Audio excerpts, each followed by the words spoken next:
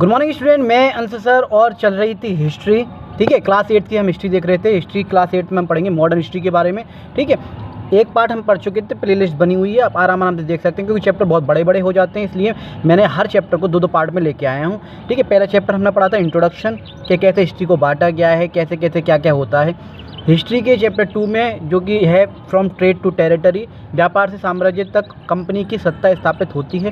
कैसे एक छोटी सी कंपनी व्यापार करने के लिए आई थी, कॉटन सिल्क और कुछ मसालों को यहाँ से लेके जाया करती थी और अपने यहाँ के इंग्लैंड में जाके बेचा करती थी। कैसे एक दूसरी कंपनी जो थी और देशों से जो आ रही थी आपस में कटमट के जो किस तरह से आपने देखा उनमें लड़ाई झगड़ा हुआ, किस तरह से यहाँ पे राजा महाराजाओं को उसने खरीद खरीद के ठीक है लालच दे के और कुछ जो है हथियारों के दम पे जो है एक दो लड़ाई उसने जीती। ठीक है, प्लासी की लड़ाई, बैटल ऑफ बक्सर, इन सब को जीत के और कैसे नवाबों को जो है लालच दे के कैसे खरीद कर कैसे उनको कठपुतली बनाकर कैसे धीरे धीरे खुद शासक बन गए, खुद जो शासन करने लग गए। तो अब हम उसके आगे पढ़ेंगे चैप्टर 2 को। ये सारी चीज़ें हम पढ़ चुके हैं। अब चैप्टर 2 में आधा चैप्टर रह गया था, वो हम जो फिनिश करते हैं क्योंकि चैप्टर बहुत बड़ा था। मैं वीडियो ज़्यादा बड़ी नहीं करना चाह रहा था, मैं चाहता हूँ छोटे छोटे वीडियो के पार्ट में आप जो चैप्टर को समझ पाएँ। वैसे भी लोगों को हिस्ट्री बोरिंग लगती है। देखिए, हमारे भारत के इतिहास को 3 पार्ट में डिवाइड किया गया है, एंशिएंट, मिडिवल और मॉडर्न। तीनों ही चीज़, तीनों को हम एक कहानी के तौर पर सुन सकते हैं। जी, हमें ये पता होनी चाहिए कि कैसे हमें आज़ादी मिली है, आज हम कैसे डेमोक्रेटिक कंट्री में घूम रहे हैं, कैसे हम कहीं भी घूम सकते हैं, फिर सकते हैं, खा सकते हैं, पी सकते हैं। वरना इतनी गुलामी के बाद क्या क्या हमने देखा, क्या क्या गुजरा है लोगों पे, तब जाके हम जो फ्री हुए हैं। तो इसलिए हमें कहानी के तौर पर इन सब चीज़ों को पढ़ना चाहिए। फॉर ऑल कंपटीशन एग्जाम और स्कूल एग्जाम के लिए, जो स्कूल में क्लास 8 में पढ़ रहा है उसके लिए तो इंपॉर्टेंट है ही है हिस्ट्री सिविक ज्योग्राफी, और खासकर कंपटीशन में 6th 7th 9th 10th की हिस्ट्री सिविक ज्योग्राफी देखने को मिलती है। तो सबके लिए बेनिफिट होगा इस वीडियो से। ठीक है, बाइलिंगुअल क्लासेस हैं। मैं उम्मीद करता हूँ, भगवान से प्रे करता हूँ जिसकी भी आप तैयारी कर रहे हो आपके अच्छे नंबर आएँ, आपका सिलेक्शन हो, आपके पेरेंट्स का नाम हो, आपका नाम हो, आप अपना 100% दीजिए, बाकी सब भगवान पे छोड़ दीजिए।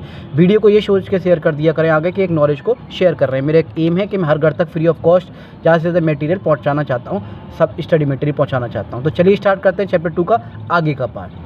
हाँ जी, तो हमने अभी तक देख लिया था तो किस तरह से जो है अब तक हमने देखा कि वो खुद जो है क्या जो है उन लोगों ने क्या कहा कि राजा महाराजा कठपुतली तो थे लेकिन पूरी तरह से उनका फेवर नहीं कर रहे थे। तो उन्होंने कहा कि हम खुद जो है शासन करेंगे। If we analyze the process of the annexation of Indian states by the East India Company from 1757 to 1857, certain key aspect emerge। तो आप अगर 1757 से 1857 के बीच का जो ईस्ट इंडिया कंपनी का जो 100 साल का अगर वर्णन देखें, ठीक है, विवरण देखें तो क्या होगा। ईस्ट इंडिया कंपनी ने भारतीय राज्यों पर कब्जा करने के लिए सीधे ये नहीं किया सैनिक ले आए और हमला बोल दिया, नहीं। पहले उन्होंने थोड़ी सी जगह ली, फैक्ट्री डाली, फिर जो किला बनाया, किले में रात ही रात पता नहीं कहाँ से हथियार ले आए और लोगों को, सैनिकों को बुला लाए। धीरे धीरे उन्होंने क्या किया, तोपें खड़े कर ली और ऐसा किला बनाया जिसको जो है अभेद था, जिसको जो अचानक से जिसमें अटैक करना जो है क्या था, बहुत मुश्किल था। और साथ के साथ धीरे धीरे क्या किया उन्होंने, आसपास के राजाओं को, महाराजाओं को लालच दे के कुछ लोगों को ख़रीदा और कुछ लोगों को दबाने की कोशिश की या फिर उनको चेंज करा दिया कि ये हमारे फेवर में नहीं है, तो और राजाओं को अपनी तरफ करके उनको क्या किया, चेंज करा दिया। कठपुतली राजा उस दिन उन्होंने बैठा लिए और बाकी के जो छोटे छोटे गरीब गुरबा लोग थे उन लोगों की आया अपनी कंपनी में काम देने लगे, उनको रोज़गार देने लगे। तो इस तरह से जो है ये सारी चीज़ हुई। तो आप जब देखेंगे पूरा जो है तो उन्होंने डायरेक्ट हथियार के दम पे गुलामी नहीं कर ली कि आए और हथियार से हमारे घर में घुस गए, चलो भाई आते तुम हमारे गुलाम हो, नहीं, ऐसा कुछ नहीं था। धीरे धीरे वो आए तो यहाँ व्यवसाय करने थे, लेकिन मैंने आपको बताया था पहले भी कि अगर कहीं कंडीशन ऐसी हो, किसी कॉलोनी में आप रह रहे हो, वहाँ के लोग बहुत गरीब गुरबा हों, आम मिडिल क्लास हों और आप अचानक से वो एक कोई ऐसा इंसान वहाँ आ जाए, जब आप वहाँ पहुँच जाए जो बहुत पैसे वाले हो, ठीक है, और आप में पावर भी है, तो आप उन सबको क्या है कंट्रोल करके रखोगे। तो वही उन्होंने किया। कंपनी ने राजनीतिक, आर्थिक और कूटनीतिक साधनों का सहारा लिया। वे पहले राज्यों की आंतरिक कमजोरियों को लाभ उठाती थी और फिर धीरे धीरे नियंत्रण स्थापित करती थी। इस प्रक्रिया में सैन्य शक्ति का प्रयोग अंतिम उपाय के रूप में किया जाता था। पहले तो कोशिश करते थे राजनीतिक और जो पैसों तो खरीद लिया जाए, नहीं, तब जो लास्ट में जो है वो क्या करती थी, वेपन का यूज़ करती थी। Political, economic and diplomatic method to extend its influence before annexing an Indian kingdom. धीरे धीरे आपने देखा कैसे मद्रास, कोलकाता और जो है उधर का बंगाल का एरिया उन्होंने पूरा कवर कर लिया था। एक ईस्ट एरिया जो उन्होंने बहुत अच्छी तरह से कवर कर लिया था, उनके कंट्रोल में था, और उसके आसपास का एरिया वो धीरे धीरे क्या कर रहे थे, आगे बढ़ते जा रहे थे। After the battle of Buxar 1764 the company appointed resident in India states. They were politically or commercial agent and their jobs was to serve and further the interest of the company. Buxar की लड़ाई के बाद ईस्ट इंडिया कंपनी ने भारतीय रियासतों में resident नियुक्त किए।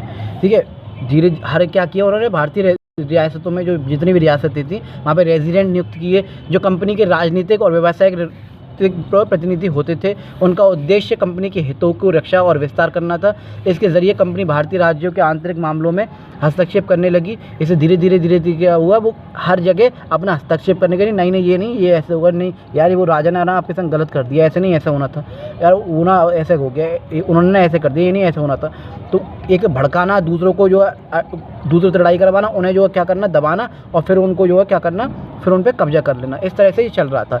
जैसे अगला राजा कौन कब बनेगा या किन लोगों को पद दिया जाएगा, ये अब जो सब चीज़ उनके अंडर में आ चुकी थी। The right to decide who was to be successor to the throne and who was to be appointed in the administrative post, ये सब क्या है धीरे धीरे उनके अंडर में आ रहा था कि कौन राजा बनेगा, कैसे बनाया जाएगा, कहाँ होगा, किसको बनाना है, कौन कठपुतली वाला राजा है।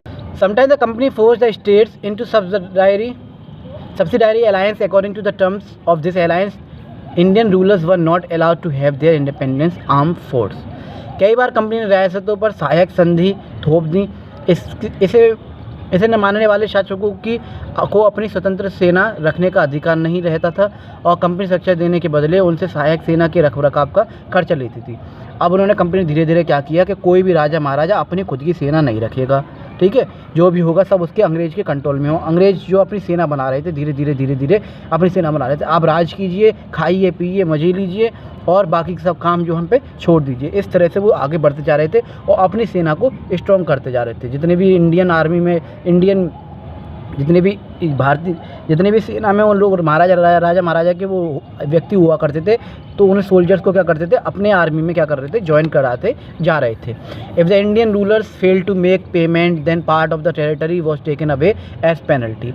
अगर कोई भी जो है इंडियन रूलर जो राजा महाराजा, अगर उन्हें पेनल्टी देने में जो टैक्स वो वसूलते थे, अगर वो देने में जो है सक्षम नहीं है या नहीं दे पाएगा, तो वो क्या करते थे, जब कोई शासक ये राशि अदा करने में चूक जाता था तो कंपनी उनके इलाके को हड़प लेती थी। जैसे आजकल होता था बैंक, जैसे बैंक करप्ट हो जाती है कंपनियां, देखी होंगी आपने कि पैसे अगर नहीं निकाल पाते तो वो सारी चीज़ क्या होती है, बैंक जो अपने अंडर में ले लेती है। तो ऐसे वो करती थी, या तो पैसे हमें देते रहो, ठीक है, हम आपको जो है सिक्योरिटी देंगे। देख रहे हो, हमारे देश में हमें सिक्योरिटी देंगे। हमारे सोल्जर्स को अपने आर्मी में जो है ज्वाइन करा रहे थे और हमें सिक्योरिटी दे रहे थे।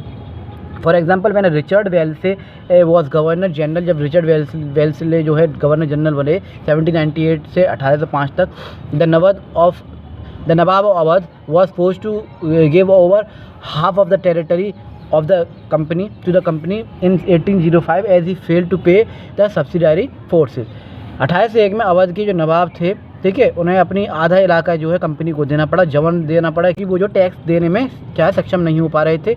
हैदराबाद के कई हिस्से इसी तरह छीन गए और इस तरह कंपनी ने धीरे धीरे भारतीय राज्यों को स्वतंत्र समाप्त कर दिया और धीरे धीरे क्या है, धीरे धीरे राज्यों में स्वतंत्र जो है समाप्त जो करते चले गए। राजा महाराजा से कहा जाता था कि टैक्स दीजिए। राजा महाराजा क्या करते थे, आम जनता पर वो डालते थे कि भाई ज़्यादा से ज़्यादा मुझे टैक्स दो, मुझे जो अंग्रेज़ों को देना है, ठीक है, वरना जो है वो अटैक करेंगे, मुझे मार देंगे। उन्हें खुद का भी डर था कि मैं मारा जाऊँगा, तो इसलिए वो उन पर प्रेशर करता था। कोई राजा महाराजा थोड़ा ढीला ढाला होता था या फिर ईमानदार होता था तो वो ज़्यादा प्रेशर नहीं डालता था, तो नहीं प्रेशर डाल पाता था आम जनता पर, तो जो है अंग्रेज क्या करते थे, उसकी ज़मीन हड़प लेते थे, उसकी राजगद्दी हड़प लेते थे, किसी और को राजा बना लेते थे। इस तरह से ये चीज़ चल रही थी।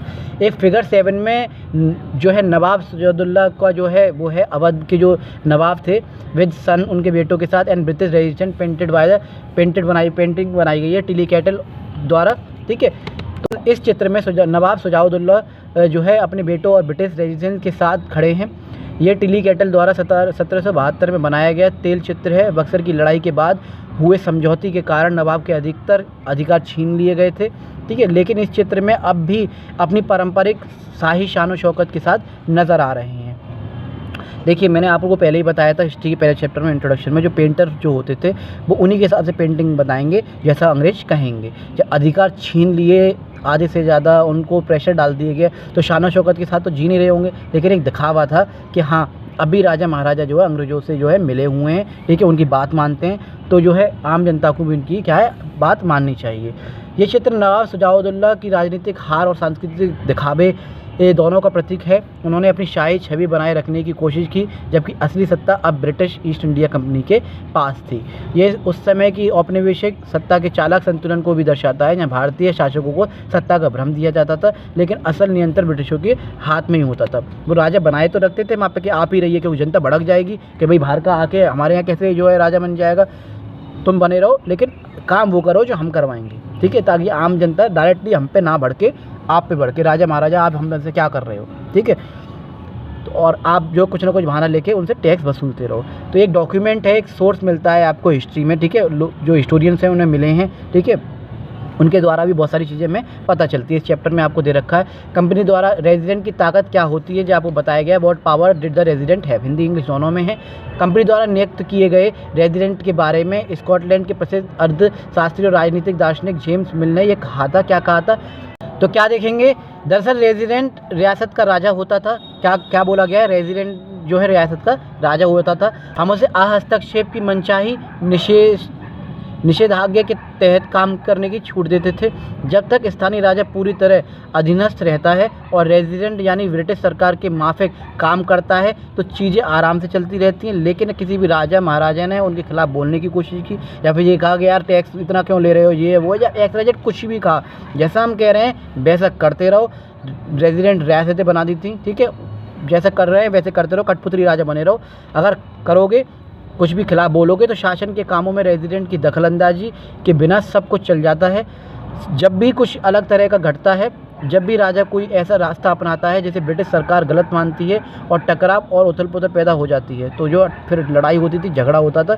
जेम्स मिल ने 1832 में जो है एक अपनी डायरी वगैरह में किसी में लिखा था, जो कि सोर्स आपको मिला है हिस्टोरियंस को, जो कि हम पढ़ रहे हैं। तो इसमें ये दे रखा है रेजिडेंट बनाए गए जिसमें राजा महाराजा चुने गए, कठपुतली की तरह पर रखा गया वहाँ पे, ठीक है। और क्या होता था, वो जो अंग्रेज़ों के हिसाब से काम करते थे, जरा भी उल्टा सीधा काम करेंगे, कुछ भी करेंगे, तो उन्हें जो है क्या करते थे, उन्हें जो है फिर बेदखल कर देते, या फिर उन्हें मार दिया जाता था, या फिर लड़ाइयाँ होती थी। जैसे बक्सर देखा आपने, प्लासी की लड़ाई देखी, तो इस तरह से ये सब देखने को मिलता था। अब चैप्टर 2 में जो मोस्ट इंपॉर्टेंट जो चीज़ आती है वो आती है टीपू सुल्तान जी के बारे में। द टाइगर ऑफ मैसूर इन्हें कहते हैं, ठीक है। इनके बारे में भी इस चैप्टर में दे रखा है कि हिस्ट्री हम धीरे धीरे पढ़ रहे हैं, अब इनके बारे में भी हम पढ़ेंगे। तो ये सब चीज़ चल रही थी, अब हम पढ़ेंगे टीपू सुल्तान के बारे में। The company restored to direct military confrontation when it saw to threat to its political or economic interest. This can be illustrated with the case of southern India states of Mysore. जब east India company को अपने राजनीतिक और आर्थिक हितों पर खतरा महसूस हुआ, तो उसने क्या किया, सैन्य टकराव का रास्ता अपनाया। उन्हें लगा कि अब जो है ऐसे काम चलेगा नहीं, तो उन्होंने सेना तो इकट्ठी कर ली थी, तो अब जो क्या कर रहे थे, वो सेना से राजा महाराजा से लड़ते थे और उनको जो कंट्रोल करते थे। दक्षिण भारत के मैसूर राज्य के उदाहरण से ये स्पष्ट होता है, ठीक है। दक्षिण जो हमारा भारत है, वहाँ से जो है साउथ में जो है, उससे जो ये स्पष्ट होता है कि कंपनी ने अपने हितों की रक्षा के लिए प्रत्यक्ष रूप से युद्धों में भाग लिया और स्थानीय शक्तियों से संघर्ष किया। इससे जो आप टीपू सुल्तान की कहानी से, इनके हिस्ट्री से आप पता लगा सकते हैं कि हाँ, वो भी उन्होंने भी जो है लड़ाई झगड़ा जो है शुरू कर दिया था। वो भी ये चाह रहे थे कि कैसे भी करके हर रियासत को जो है कंट्रोल करो, ज़्यादा से ज़्यादा टैक्स वसूलो, यहाँ से ज़्यादा जाके प्रोडक्ट लो, यहाँ से ज़्यादा नेचुरल जितनी भी चीज़ हैं वो सारी यहाँ से लो, और अपने यूरोप, अपने यहाँ जाके, अपने यहाँ पे इंग्लैंड में जाके जो क्या करें, हम जो है तरक्की करें। Tipu Sultan the tiger of Mysore, जो आपको चित्र दे रखा है, देख सकते हैं शेर ऑफ मैसूर किस तरह से मूछे जो ताव में हैं, बहुत ही खूबसूरत चित्र आपको दे रखा है एनसीईआरटी में। Mysore had grown in strength under the leadership of powerful rulers called Haidar Ali, ठीक है, like Haidar Ali ruled from 1761 to 1782 and his famous son Tipu Sultan ruled from 1782 to 1799। Haidar Ali 1761 से लेकर 1722 और उनके पुत्र टीपू सुल्तान 1782 से लेकर 1799 तक के शासन मैसूर के शासन रहे और एक शक्तिशाली राज्य उन्होंने बना रखा था। मालाबार तट का व्यापार, जो मालाबार जो नीचे कोस्ट दे रखा है, मालाबार तट का जो व्यापार होता था, जहाँ से अंग्रेज जो है काली मिर्च इलायची खरीदते थे, वो मैसूर के नियंत्रण में आता था। अब 1785 में Tipu Sultan stop the export of sandalwood, pepper and cardamom through the ports of his kingdom and disallowed local merchant from trading with the company.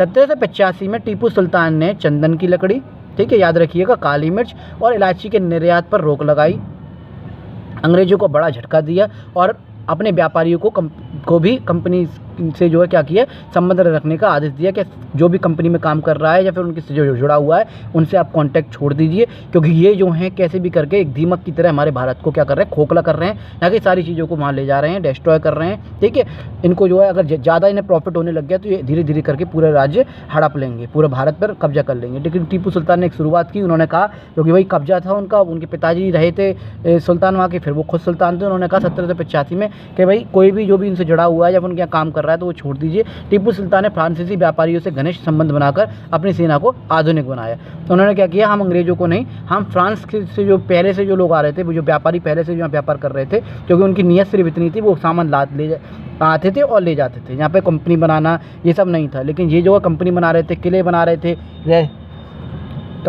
किले बना रहे थे, धीरे धीरे रेजिडेंस बना रहे थे, जो कि गलत था। ठीक है, आप यहाँ पे रहने थोड़ी ना आए, सामान लेने आए और लेके जाइए।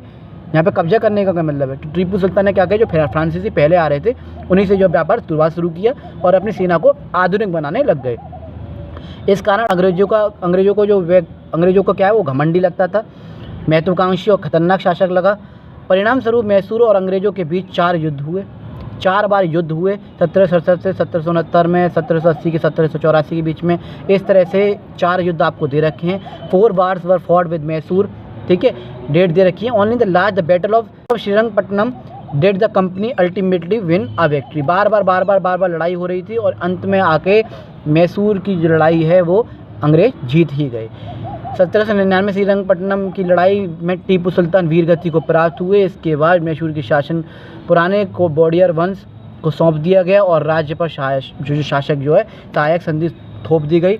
वहाँ पे एक ऐसा राजा बनाया जो कठपुतली वाला था, और वहाँ पे भी क्या किया, उनको भी वहाँ पे भी जो मैसूर में भी क्या कब्जा कर लिया।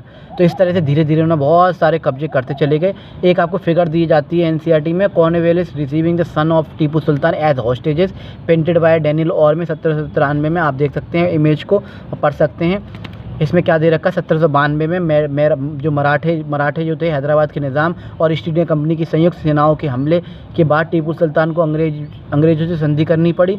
इस संधि की शर्तों के तहत उन्हें अपने 2 बेटों को अंग्रेजों के पास बंधक के रूप में भेजना पड़ा। ये दृश्य जिसमें टीपू सुल्तान के बेटे लॉर्ड कॉर्नवालिस के सामने पेश किए जा रहे हैं। ब्रिटिश चित्रकार डैनियल आर्म ने 1793 में चित्र किया था। ऐसे चित्र के माध्यम से अंग्रेज अपनी सत्ता और विजय को दर्शाने में पसंद करते थे कि ये देखिए वो जीत गए। और भाई राजा महाराजा जब झुक रहे हैं, उनके बच्चों को हम कैद कर रहे हैं, उनके बच्चों को हम मार रहे हैं, तो आम आदमी क्या चीज़ है, उनको ये भय, उनको ये डर जो उनके दिलों में बैठाना था कि कोई भी जो बगावत ना करे। अच्छे से अच्छा शासक, अच्छे से अच्छे को हमने जीत लिया है, तो तुम लोग क्या चीज़ हो। तो इसी तरह से धीरे धीरे क्या हुआ, वो क्या करते थे, एक राज्य पे जो अटैक करते थे, अगर आसपास के राज्यों को क्या करते थे, खरीद लेते थे या किसी भी तरह से उन्हें तोड़ मोड़ के कर लेते थे ताकि उनकी सहायता वो ना कर सकें। अगर उस टाइम सब लोग एक होकर इन अंग्रेजों को भगाते ना तो भाग जाते। इस जैसे कि एक और फिगर आपको दे रखी है 10 नंबर पे, टीपू सुल्तान का एक टॉय था, टाइगर जो टॉय था एक उन्होंने बना रखा था। This is the picture of the big mechanical toy बना रखा था। उस टाइम सोचिए कितनी आधुनिक उन पे जो है, कितनी आधुनिक मॉडर्न जो है टेक्निक थी उस टाइम, जो उन्होंने ऐसा जो वो बनाया था। Tipu possessed you can see a tiger Mouling European soldiers. किस तरह से देखिए, ये एक टीपू सुल्तान की एक मशीनी खिलौने की तरह तस्वीर है, जिसमें एक नकली शेर एक यूरोपीय सिपाही को दबाए हुए दिखाया गया है। जब इसका हैंडल घुमाया जाता था, जो शेर का हैंडल जो घुमाया जाता था, तो शेर धारता और सिपाही के मुंह से चीख की आवाज़ आती थी। ये खिलौना अब लंदन के विक्टोरिया और एल्बर्ट म्यूजियम में रखा है। 4 मई 1799 को श्रीरंगपट्टनम में जो लड़ाई हुई थी, टीपू सुल्तान की मृत्यु के बाद अंग्रेज इस खिलौने को अपने साथ ले गए थे। The legend of Tipu, kings are often surrounded by the legend and their power glorified through folklore. Tipu Sultan जो 1782 में मैसूर के राजा बने, उनकी बहुत सारी कहानियाँ हमने सुनी है, बहुत सारी वीर गाथाएँ सुनी है, लोगों के मुंह से बखान सुने हैं। एक प्रसिद्ध किस्से के अनुसार एक बार ये भी कहा जाता है, एक प्रसिद्ध उनका किस्सा है, बहुत अच्छी सी कहानी है, उनके बारे में बताया जाता है कि वे अपने फ्रांसीसी मित्र के साथ जंगल में शिकार करने गए थे। ये आपको दे रखा है, ठीक है। There he came face to face with the tiger. यहाँ उनका आमना सामना फेस टू फेस टाइगर से हुआ। उसी को देख के उन्होंने वो टॉय बनाया था टाइगर का। सुनिए, आज AI के ज़माने पे शायद ही ऐसा टॉय बन पाए। उस टाइम टीपू सुल्तान के टाइम पे जो है उन्होंने एक मशीनी जो है क्या बनाया था, शेर बना कर रखा था। वहाँ एक शेर के सामने अचानक हमला किया शेर ने। उस समय उनकी बंदूक ने काम नहीं किया और कटार भी जो है गिर गई। फिर भी उन्होंने निहत्थे ही शेर का मुकाबला किया, अंत में शेर को जो मार गिराया। इसी बहादुरी के कारण उन्हें शेरे मैसूर की जो उपाधि मिली और उनके राज चिन्ह पर भी शेर की तस्वीर होती थी। तो ये उनकी वीर गाथाएँ हैं from the late 18th century. तो ये हैं महान हमारे टीपू सुल्तान। इसलिए कहते हैं कि आपको ना हिस्ट्री पढ़नी चाहिए ताकि आपको पता हो कि टीपू सुल्तान कौन थे, कहाँ के वो राजा थे, क्या हुआ उनके साथ, कैसे कैसे क्या क्या चल रहा था। तो ये सब चीज़ हमें पता होनी चाहिए ना। अब हम देखेंगे वार विद मराठा। मराठाओं से भी लड़ाई हुई अंग्रेज़ों की, मैसूर जीत लिया, बंगाल जीत लिया, ठीक है, और इसके अलावा बक्सर जीत लिया, प्लासी जीत लिया। धीरे धीरे इस तरह से आगे बढ़ रहे थे। अब from the late 18th century the company also sought to curb eventually destroy Maratha power with their defeat in the third battle of Panipat in 1761। The Maratha dreams of ruling from Delhi was shattered. 18वीं शताब्दी के अंत में ईस्ट इंडिया कंपनी ने मराठाओं की शक्ति को ख़त्म करने की योजना बनाई क्योंकि मराठा पावर भी बहुत थी हमारे भारत में। 1761 में पानीपत की तीसरी लड़ाई हुई। कई बार लड़ाई होती थी अंग्रेज़ों की और कहीं ना कहीं कहते हैं ना बार बार कब तक नहीं जीतेंगे, तो इसी तरह से उनका हाल था। तीसरी बार में जो है उन्होंने क्या किया, लड़ाई में हार के बाद मराठाओं को दिल्ली पर शासन का सपना टूट गया और वह कई राज्यों में बंट गया। इन राज्यों की कामना सिंधिया, होलकर, गायकवाड़ और भोसले जैसे प्रमुख सरदारों के हाथों में थी। These chiefs were held together in confederacy under a Peshwa principal minister. जो पेशवा बोले थे, मराठा में पेशवा बोला जाता था, जो राजा महाराजा को पेशवा बोला जाता था। जो प्रिंसिपल एक तरह से बोल सकते हैं, प्रिंसिपल मिनिस्टर, प्राइम मिनिस्टर बोल सकते हैं आप उनके जो है किंगडम का। Who became it's effective military and administration had based in Pune. जो पेशवा के अधीन एक राज्यमंडल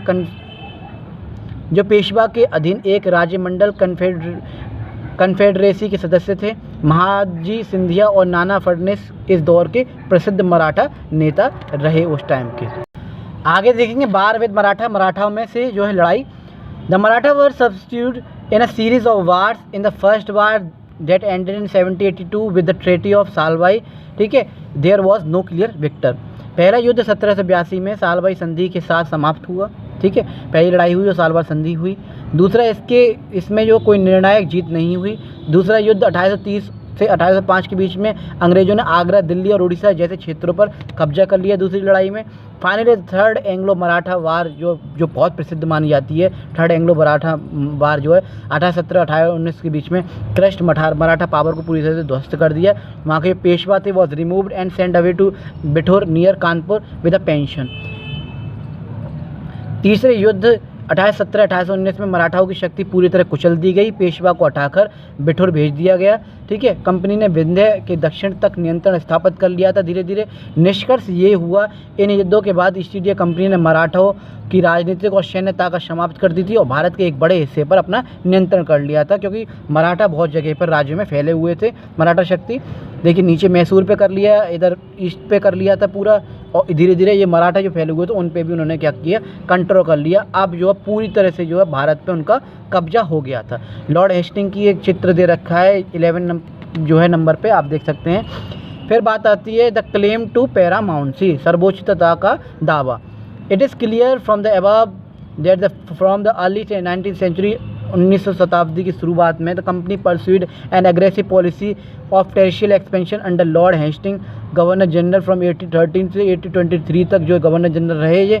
अ new policy paramountcy was initiated. Paramountcy नाम से ये क्या लाए, एक इन्होंने पॉलिसी लागू की। अब वो क्या थी, 19वीं सदी की शुरुआत में ईस्ट इंडिया कंपनी ने क्षेत्रीय विस्तार की आक्रामक नीति अपनाई कि जल्दी से जल्दी और ज़्यादा जल्दी से कब्जा करें। लॉर्ड हेस्टिंग ने जो है 1813 से 1823 तक यहाँ पे राज किया, ठीक है। यहाँ के जनरल गवर्नर बने रहे और सर्वोच्चता की एक नीति लागू की, जिसके तहत कंपनी ने खुद को भारतीय राज्यों से ऊपर माना। उसमें एक आकर के भारतीय राज्यों से हम ऊपर हैं, कंपनी जो ऊपर होगी, इनके अधिग्रहण का अधिकार अपने पास रखा। उनका जो भी अधिकार था, जो भी वहाँ होगा, वो हमारे जो है द्वारा होगा। हालांकि इस नीति का कुछ जगहों पर विरोध भी हुआ, जैसे कर्नाटक के कित्तूर राज्य में, ठीक है, रानी चेन्नम्मा ने अंग्रेज के खिलाफ विद्रोह किया, पर 1824 में गिरफ्तार होकर 1829 में जेल में ही उनकी मृत्यु हो गई। इस तरह से बहुत से लोगों ने जिसने भी इनका क्या किया, विरोध किया, उनको क्या है, इन्होंने लड़ा झगड़ के, क्योंकि अब उनकी पावर बहुत थी भाई। छोटा सा राज्य क्या कर लेगा, मान लीजिए पूरा अलीगढ़ एक तरफ और एक कॉलोनी एक तरफ, तो क्या कर लेगा, कुछ नहीं कर पाएगा। तो आप कितना भी फोर्स करिए, हाँ आप परेशान हैं तो मर जाओ या फिर जो यहाँ से चले जाओ। ये हो रहा था। इसलिए धीरे धीरे क्या कर रहे थे, धीरे धीरे क्या कर रहे थे, वो राज्य अपना स्थापित कर रहे थे। She was arrested in 1824 and died in 1829 were the Rayanna a poor chowkidar of Sangolli in Kittur carried on the resident with popular support he destroyed many British camps and record. ये कहा जाता है उनके बाद संगोली रायन्ना ने संघर्ष जारी रखा और कई ब्रिटिश ठिकानों को नुकसान पहुंचाया। अंततः उन्हें भी 1830 में पकड़ गए और 1830 में उन्हें भी फांसी दे दी गई। इस तरह के कई जो है हिस्ट्री में आप जो है लोगों के बारे में पढ़ेंगे। In the late 1830, the East India Company became worried about Russia. It imagined that the Russia might expand across Asia and enter India from the northwest. 1830 के दशक में अंत में ईस्ट इंडिया कंपनी को रूस के विस्तार को डर था कि रूस भी वहाँ फैल रहा था, कहीं ऐसा ना हो कि इंडिया पे भी कब्जा कर ले, कि कहीं वे अफगानिस्तान और उत्तर पश्चिम भारत तक ना पहुँच जाए। तो उनका ये था उनसे पहले हमें ऊपर पहुँचना था कैसे भी करके। They fought prolonged war with Afghanistan between 1838। उधर से रशिया बढ़ रहा था, इधर से ये बढ़ रहे थे, दोनों तरफ से ईस्ट से और साउथ से। तो इन्हें ये डर था कहीं उधर से जो है रशिया कवर ना कर ले, उन्हें जो जल्दी से जल्दी पहुंचना। तो फिर उन्होंने क्या किया, अपनी आर्मी भेजनी शुरू करी, या तो हमारे अंडर में आ जाओ राजा महाराजाओं, वरना हमसे लड़ाई करो। तो जो 1838 से 1842 के बीच में फिर आपको देखने को मिलता है indirect company rule there. Sindh was taken over in 1843 में सिंध, और next line was Punjab but the presence of the Maharaja Ranjit Singh held in back the company. Maharaja Ranjit Singh के बारे में भी यहाँ आपको पढ़ने को मिलता है। इसी कारण कंपनी ने 1838 और 1842 के बीच अफगानिस्तान में युद्ध किया और वहाँ के अप्रत्यक्ष शासन स्थापित किया। 1843 में सिंध पर कब्जा कर लिया गया। इसके बाद पंजाब पर ध्यान केंद्रित हुआ, लेकिन महाराजा रणजीत सिंह के रहते अंग्रेज सफल नहीं हो पा रहे थे वहाँ। उनकी मृत्यु 1839 में मृत्यु के बाद उन्होंने अंग्रेजों ने वहाँ 2 युद्ध किए और 1849 में पंजाब को भी क्या किया, उस पर कब्जा कर लिया। ये एक फिगर आपको दे रखी है जिसमें स्टैच्यू ऑफ क्वीन कितूर, कर्नाटक की जो महारानी थी रानी चेन्नम्मा, उनका जो स्तंभ जो है बना हुआ है, उनकी जो आज भी जो है वहाँ जो पूजा की जाती है। तो आप इस चीज़ को देख सकते हैं। अब बात आती है द डॉक्ट्रिन ऑफ लैप्स, विलय नीति। एक विलय नीति बनाई गई। द फाइनल वेव कुछ ना कुछ वो क्या करते, जीतते थे और कोई ना कोई एक नई पॉलिसी बना देते थे अंग्रेज। The final wave of annexation accord under Lord Dalhousie who was the governor general 1848 से 1856 तक जो हमारे गवर्नर जनरल रहे। और अब बहुत पूरा जो है जिस समझ लीजिए ऑलमोस्ट इंडिया इनके कवर आ गया था।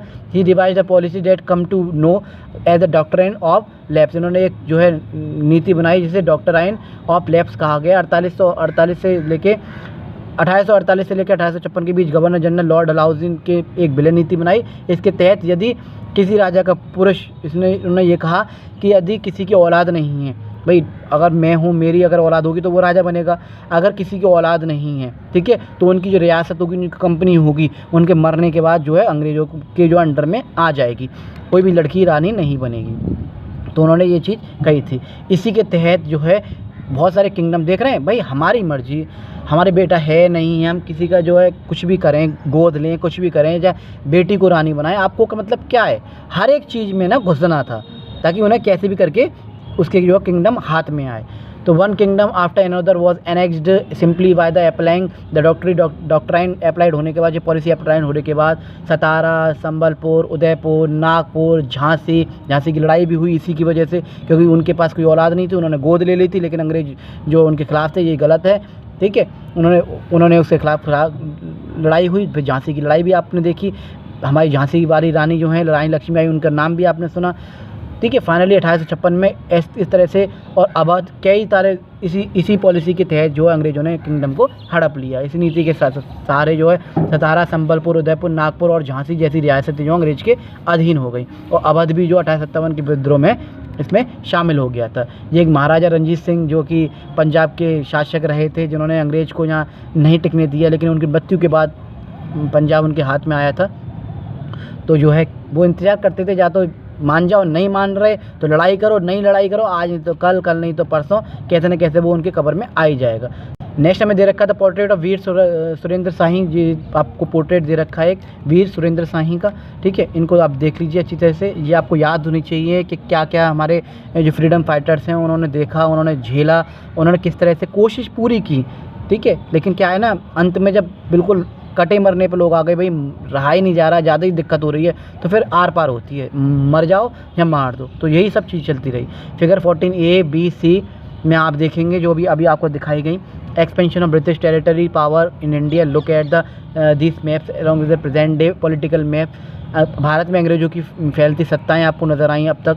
3 ऐतिहासिक नक्शों को भारत के वर्तमान राजनीतिक नक्शे से मिलाकर अगर देखें आप, तो ये जो स्पष्ट होता है कि शुरुआती चरण में अंग्रेजों का नियंत्रण केवल कुछ ही तटीय इलाकों पर था, जैसे बंगाल, मद्रास, बॉम्बे, लेकिन धीरे धीरे वो क्या हुआ, बढ़ता चला गया। समय के साथ उनका विस्तार उत्तर दक्षिण भारत में, पश्चिम में की ओर हुआ। फिर भी कुछ जो क्षेत्र ब्रिटिश शासन से बाहर रहे, फिर जैसे कि नेपाल, भूटान, अफ़गानिस्तान, जो आज स्वतंत्र देश हैं अपने, उत्तर पूर्व भारत के कुछ इलाके जैसे नागालैंड, मिजोरम के कुछ हिस्से जो अलग रहे थे, उनको उन पर अभी उनका कब्जा नहीं था। धीरे धीरे उन पर भी कब्जा करेंगे, आप आगे चैप्टर्स में पढ़ेंगे। राजस्थान के कुछ राजपूत रियासतें जैसे कि हैदराबाद, कश्मीर, त्रावणकोर, मैसूर जैसे स्वतंत्र देशी रियासतें, इन रियासतों पर अंग्रेज़ों का सीधा शासन नहीं था।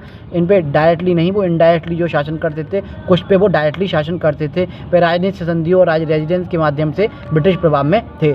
जैसे कि आप चित्र देख सकते हैं 1797 में कि किस एरियाज, वाइट वाला जो रह गया एरियाज अंडर ब्रिटिश रूल, जो डायरेक्टली ब्रिटिश रूल में थे, यहाँ जो उनके गवर्नर जनरल डायरेक्टली रूल करते थे, और ये जो था areas not under British rule, ये जो अभी अंडर ब्रिटिश रूल में नहीं है, 1797 का है। लेकिन धीरे से आप 1840 में देखेंगे तो धीरे धीरे किस तरह से ये बढ़ रहा है। आप देख रहे हैं किस तरह से धीरे धीरे ये बढ़ रहा है, वाइट जो पार्ट है वो धीरे धीरे बढ़ रहा है। और फिर 1857 में जो रिवॉल्ट हुआ था उसमें और बढ़ गया।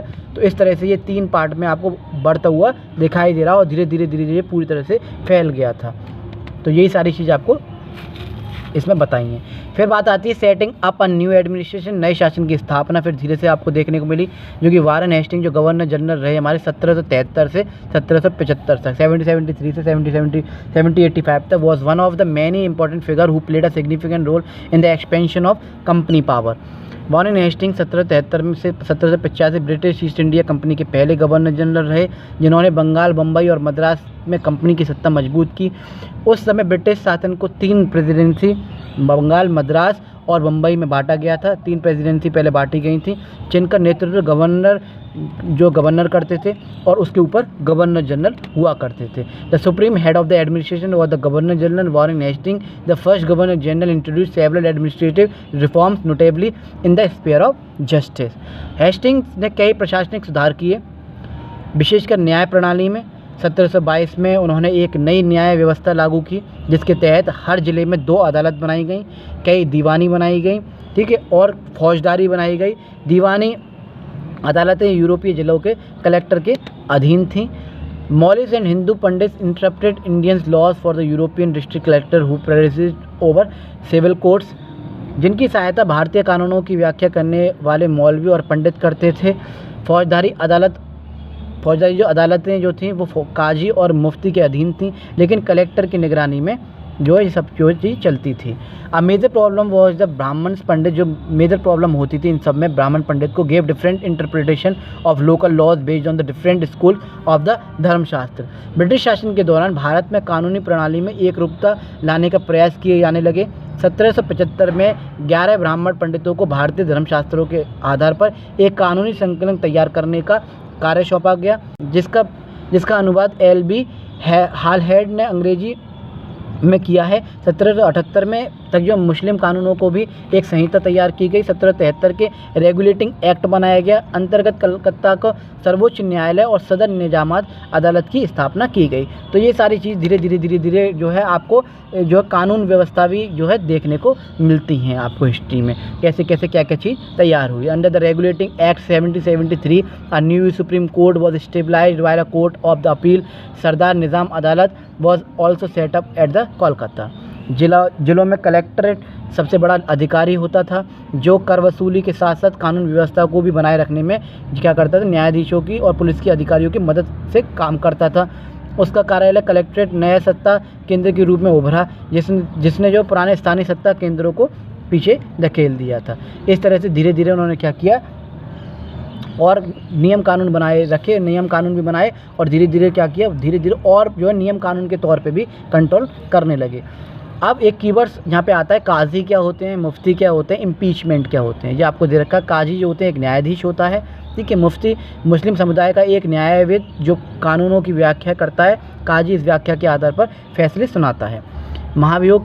Impeachment are trial by the House of the Lords in England for charges. जब इंग्लैंड के हाउस ऑफ कॉमन्स में किसी व्यक्ति के खिलाफ दुराचरण का आरोप लगाया जाता है तो हाउस ऑफ लॉर्ड्स यानी संसद का ऊपरी सदन उस पर जो है क्या करता है, मुकदमा करता है, चलाता है और उनको जो न्याय दिलवाता है। उनका ये मानना था कि कानून व्यवस्था बनाई जाए ताकि अगर और लोगों की कोई जो है क्या कर रहा है, शोषण कर रहा है या किसी को दिक्कत कर रहा है या फिर जो है भ्रष्टाचार कर रहा है तो लोग हमसे डायरेक्टली इनडायरेक्टली कह सकते हैं और हम जो उसमें सुधार कर सकते हैं। लेकिन कुछ ही सुनवाई हुआ करती थी और बहुत बाकी की जो है क्या करते थे, नज़रअंदाज हो जाती थी। धर्मशास्त्र, सवार, मस्कट, ठीक है, और मैच लॉक, ये सारी आपको दे रखी हैं कीवर्ड्स, ये आपको याद होनी चाहिए। धर्मशास्त्र क्या होता है? संस्कृत की एक ऐसी कृतियाँ होती हैं जिनमें सामाजिक तौर तरीके और आचरण के सिद्धांतों की व्याख्या की जाती है। ये धर्मशास्त्र ईसा पूर्व 500 वर्ष से पहले भी जो है दिखाए गए हैं। सवार क्या होता है? घुड़सवार जो होते हैं। मस्कट पैदल सिपाहियों द्वारा इस्तेमाल की जाने वाली एक भारी जो बंदूक होती थी वो। मैचलॉक शुरुआती दौर की जो बंदूक जिसमें जो बारूद को माचिस से चिंगारी दी जाती थी, वो सब चीज़ें आपको दे रखी हैं। एक फिगर आपको नज़र आती है 15, ठीक है। The trial of Warren Hasting painted by R.G. Pollard 1789 में वैन वैनिंग Hasting went back to England in 1785। Edmund Burke accused him of being personally responsible for the misgovernment of Bengal. ये आपको एक 1785 में जब वैरन हेस्टिंग जो है लौटा तो एडमंड ब्रूक ने उस पर बंगाल में गलत तरीके से शासन चलाने का आरोप लगाया। इसके चलते ब्रिटिश संसद ने उसके खिलाफ महाभियोग मुकदमा शुरू हुआ जो पूरे 7 साल तक जो है चला। ये आपको दे रखा है। इसके अलावा हमें सोर्स भी मिलती हैं बहुत सारी। I impeach the common enemy and the oppressors of all. ये आपको देखा है, मैं सबके शत्रु और उत्पीड़क पर महाभियोग चला रहा हूँ। ये आपको एक मिलता है, सोर्स मिलता है बहुत सारी, ये आप पढ़ सकते हैं। मैं उनके हेस्टिंग के ऊपर भारत के लोगों की ओर से महाभियोग चला रहा हूँ जिनके अधिकारों को उन्होंने पैरों तले रौंद दिया और जिनके देश को उन्होंने रेगिस्तान बना दिया। अंत में मानव स्वभाव के नाम पर, स्त्री पुरुष के नाम पर, हर उम्र के नाम पर, ठीक है, पर हर अहोदे के नाम पर और मैं सबके साझा शत्रु और सबके उत्पीड़क पर मैं महाभियोग चला रहा हूँ, इन पर कार्रवाई कर रहा हूँ। ये एक डॉक्यूमेंट्री हमें मिलती है। अब हम पढ़ेंगे थोड़ा सा इस चैप्टर में द कंपनी आर्मी, कंपनी की फौज। Colonial rule in India brought in some new ideas of administration and reform its power rested on its military strength। Bharat में ईस्ट इंडिया कंपनी के साथ शासन और सुधार के नए विचार तो आए लेकिन असली सत्ता सैनिक बल के हाथ में पर आधारित थी। मुगल सेना मुख्यतः घुड़सवारों और पैदल सैनिकों की ही थी जिसमें घुड़सवारों का वर्चस्व था। They were given training in archery, तीरंदाजी and the use of the sword। सैनिकों को तीरंदाजी, तलवारबाजी का प्रशिक्षण दिया जाता था। मुगल शासन को बड़ी पेशेवर पैदल सेना की आवश्यकता नहीं थी क्योंकि ग्रामीण क्षेत्रों में हथियारबंद किसानों की संख्या अधिक थी जिन्हें ज़रूरत पड़ने पर स्थानीय जमींदारों द्वारा पैदल सिपाही के रूप में भेजा जाता था। A change occurred in the 18th century when Mughal successor states in like Awadh, Banaras starting recruiting peasants into their armies and training them as a professional soldier। 18वीं सदी में अवध और बनारस जैसी रियासतों में किसानों को भर्ती करके पेशेवर सैनिकों की तरह प्रशिक्षण दिया जाने लगा। ईस्ट इंडिया कंपनी ने अपनी सेना के लिए यही तरीका अपनाया। कंपनी की सेना को सिपाही आर्मी कहा जाने लगा जो भारतीय शब्द सिपाही से बना है। उन्होंने भी क्या किया, वहाँ से लोग, किसानों से लोग को ले लेके अपने आर्मी में जो क्या किया, भर्ती करने लग गए। 1820 के दशक में युद्ध तकनीक में बदलाव के कारण कंपनी ने जो है क्या किया, घुड़सवारों की टुकड़ियों को आवश्यकता घटने लगी। ब्रिटिश सरकार साम्राज्य अब बर्मा, अफगानिस्तान, मिस्र जैसे क्षेत्रों में भी युद्ध करा रहा था जहाँ मस्कट और मैचलॉक बंदूकों का इस्तेमाल होता था। इन बदलती सैन्य आवश्यकताओं के अनुसार कंपनी की सेना को भी खुद को भी ढालना पड़ा और पैदल टुकड़ियों की अधिक महत्वपूर्ण होती गई। तो ये सारी चीज़ें आप जो देख सकते हैं। In the earlier 19th century the British began to develop a uniform military culture. फिर उन्होंने मिलिट्री को यूनिफॉर्म कल्चर में लेके आए। Soldier were increasingly subjected to European style training, drill and discipline. 19वीं सदी की शुरुआत में अंग्रेजों ने एक सामान्य सैनिक संस्कृति विकास करने की कोशिश की। सिपाहियों को यूरोपीय ढंग से प्रशिक्षित किया जाने लगा और उनके जीवन को पहले से अधिक अनुशासित बना दिया गया। लेकिन इस प्रक्रिया में अंग्रेजों ने कई बार जातीय और धार्मिक भावनाओं को अनदेखा भी किया जिससे सिपाहियों में असंतोष पनपने लगा। सिपाही केवल एक सैनिक नहीं थे बल्कि अपने समुदाय के भी सदस्य थे और उस चीज़ को जो क्या किया, उन्होंने नज़रअंदाज किया जो अंग्रेज़ों ने। पहचान इसी से जुड़ी थी। इस तरह की अनदेखी सिपाहियों की सोच और पहचान में बदलाव आने लगे। 1857 का विद्रोह सिपाहियों की इन्हीं भावनाओं और संतोष की एक झलक है। How did they react the changes in their life and their identity, that is their sense of who they were. The revolt of 1857 gives us glimpse into world of the sepoy. You will be read about the, ये chapter 5 में हम 1857 में पढ़ेंगे। एक घुड़सवार का जो एक चित्र आपको नज़र आता है जो कि किसी ने बनाया, एक आर्टिस्ट ने। A sowar of Bengal in the service of the company painted by an unknown Indian artist. 1780 में किस तरह से घुड़सवार हुआ करते थे। Battle with the Maratha and Mysore rulers, the company realize the importance of.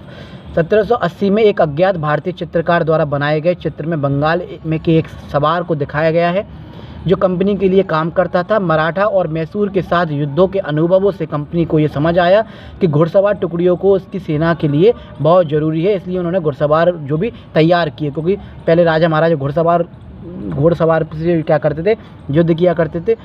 उन्होंने भी जो उन्होंने ट्रेनिंग स्टार्ट कर दी।